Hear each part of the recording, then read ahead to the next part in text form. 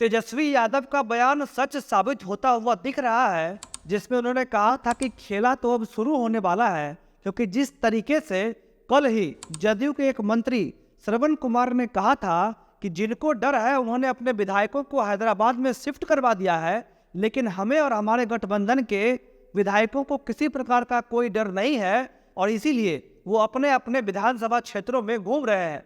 यानी कि साफ तरीके से श्रवण कुमार ने कांग्रेस पर कटाक्ष करते हुए कहा था कि महागठबंधन जो कि खेला करने का दावा कर रही है, उल्टा वही एनडीए से डर रही है और अपने विधायकों को गायब करवा दिया है। कांग्रेस के बाद अब अपने आप को देश और दुनिया की सबसे बड़ी पार्टी कहकर दम भरने वाली बीजेपी, जिस पर लगातार जोड़ तोड़ की राजनीति करने का आरोप लगता रहा है और इसके समर्थक अमित शाह और प्रधानमंत्री नरेंद्र मोदी को चाणक्य बताते रहे हैं, उसी बीजेपी की बिहार इकाई तेजस्वी यादव के ऑपरेशन लालटेन से डर गई है और इसलिए खबर यह है कि बीजेपी अपने विधायकों को 11 फरवरी तक गया भेज रही है। बीजेपी ने कारण देते हुए कहा है कि सभी विधायकों को लोकसभा चुनाव के मद्देनजर प्रशिक्षण देने के लिए भेजा जा रहा है, जहां पर खुद गृह मंत्री अमित शाह लोकसभा चुनाव को लेकर विधायकों को वर्चुअल तरीके से संबोधित करेंगे।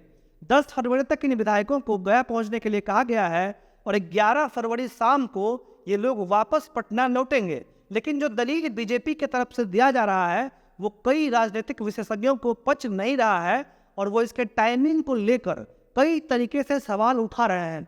और ऐसे में तो एक सवाल ये भी है कि क्या सचमुच में बिहार में ऑपरेशन लालटेन शुरू हो चुका है, जिसका इशारा तेजस्वी यादव पहले ही कर चुके हैं।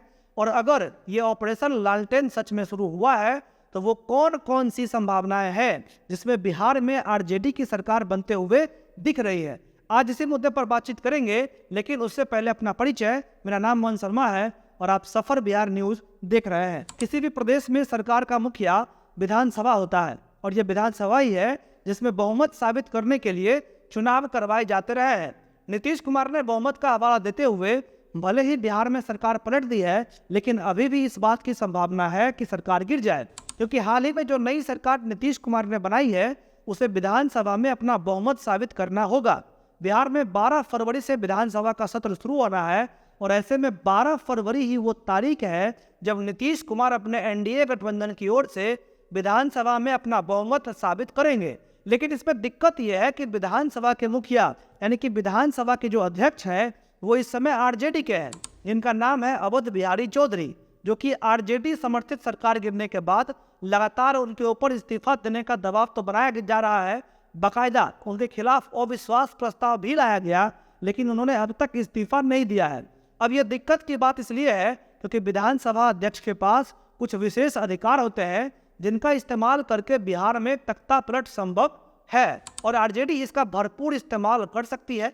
लेकिन अब सवाल यह है कि अगर आरजेडी खेला करने के लिए एलिजिबल है तो फिर उसके साथ वाले कांग्रेस ने अपने विधायकों को हैदराबाद क्यों भेजा? इसका जवाब हम आपको आगे देंगे, लेकिन फिलहाल राजद के पास जो विकल्प है उस पर बात कर लेते हैं। आरजेडी के पास 2 विकल्प हैं। महागठबंधन के पास अब 115 विधायक है और विधानसभा में 243 सीट के हिसाब से 122 विधायक महागठबंधन के पाले में होना चाहिए। यानी कि महागठबंधन को सत्ता पक्ष के 7 और विधायक चाहिए। अब या तो यहाँ पर जीतन राम मांझी की एंट्री हो सकती है, जिनके पास 4 विधायक हैं। उसके बाद महागठबंधन को सिर्फ 3 विधायक चाहिए होगा। लेकिन अगर मांझी तैयार नहीं होते हैं तो 7 विधायकों को जदयू या फिर बीजेपी से तोड़ना पड़ेगा। अब अगर विधानसभा अध्यक्ष आरजेडी के नहीं होते तो ये काम आसान नहीं होता, क्योंकि दल बदल का जो कानून है उसके मुताबिक कम से कम 2/3 विधायक को एक बार किसी पार्टी को छोड़ना पड़ेगा, नहीं तो उनकी विधायकी रद्द होने की संभावना बनी रहती है। बीजेपी के पास 78 विधायक है, यानी कि 52 विधायक तोड़ना पड़ता। जदयू के पास 45 है, यानी कि 30 विधायक आरजेडी को तोड़ना पड़ता, जो कि लगभग नेक्स्ट टू इम्पॉसिबल है। लेकिन चूंकि विधानसभा अध्यक्ष आरजेडी के हैं तो महागठबंधन बीजेपी या फिर जदयू के 7 विधायकों को तोड़कर अपने में शामिल करवा सकता है। अगर जीतन राम मांझी आते हैं तो भी 3 विधायकों को ही तोड़ना पड़ेगा और ये अंतिम निर्णय विधानसभा अध्यक्ष अवध बिहारी चौधरी लेंगे कि उनकी सदस्यता रहेगी या फिर जाएगी।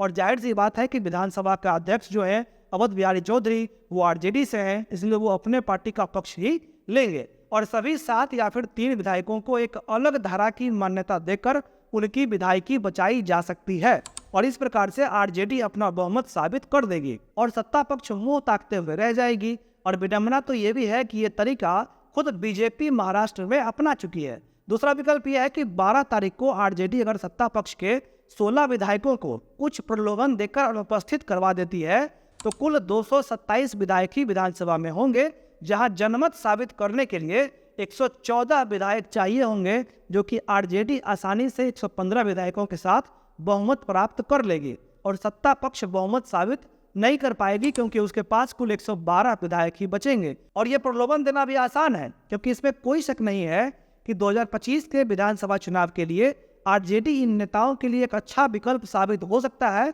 और अपने अच्छे भविष्य के लिए समझौता किया जा सकता है।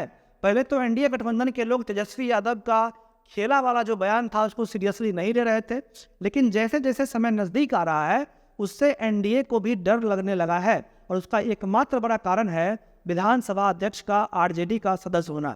और कल ही जदयू के एक मंत्री ने यह भी आरोप लगाया था तेजस्वी खेमे पर कि ये लोग लगातार ठेकेदारों को विधायकों से डील करवाने के लिए भेज रहे हैं। लेकिन अब सवाल ये भी है कि अगर आरजेडी के पक्ष में माहौल जाने की संभावना है फिर भी कांग्रेस ने अपने विधायकों को बिहार से बाहर क्यों शिफ्ट कर दिया, तो इसका जवाब यह है कि कांग्रेस के केंद्र इकाई को इस बात की भनक हो गई थी कि जदयू कांग्रेस के विधायकों को अपने साथ मिलाने का प्रयास कर रही है और इसीलिए पहले तो कांग्रेस अध्यक्ष मल्लिकार्जुन खड़गे ने इन विधायकों को दिल्ली में बुलाया और फिर उसके बाद उन लोगों को वहां से हैदराबाद में शिफ्ट कर दिया गया। जदयू कांग्रेस के विधायकों को अपने पाले में करने की कोशिश इसलिए भी कर रही है क्योंकि ऐसा करने से वो 2 मोर्चों पर सफल हो सकते हैं। पहले तो यह है कि इससे महागठबंधन को बुरे तरीके से कमजोर किया जा सकेगा और दूसरा यह है कि अगर कांग्रेस के 19 में से 2/3 यानी कि 13 विधायक जदयू के पाले में चले जाते हैं तो सत्ता पक्ष में जदयू के पास 58 विधायक हो जाएगा और जदयू सत्ता में एक मजबूत स्थिति में भी रहेगी।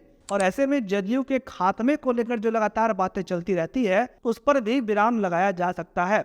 तो ये तमाम वो बातें हैं जिसको लेकर के बिहार में सत्ता परिवर्तन को लेकर अटकलें लगाई जा रही है, लेकिन ये सब उठापटक 12 फरवरी को समाप्त हो जाएगा। जिस दिन विधानसभा का सत्र शुरू होगा उसी दिन ये भी तय होगा कि आरजेडी का जो ऑपरेशन लालटेन चल रहा है या फिर चलने की संभावना है वो कितना सफल रहा और तेजस्वी के बयान में कितना दम था और बिहार में सत्ता परिवर्तन होगा या फिर नहीं। फिलहाल तो यही है कि सबकी अपनी अपनी खिचड़ी जो है वो पक रही है और जीत उसी की मानी जाएगी जो 12 फरवरी को अपनी खिचड़ी में तड़का लगा पाएगा। इस खबर में फिलहाल इतना ही। धन्यवाद।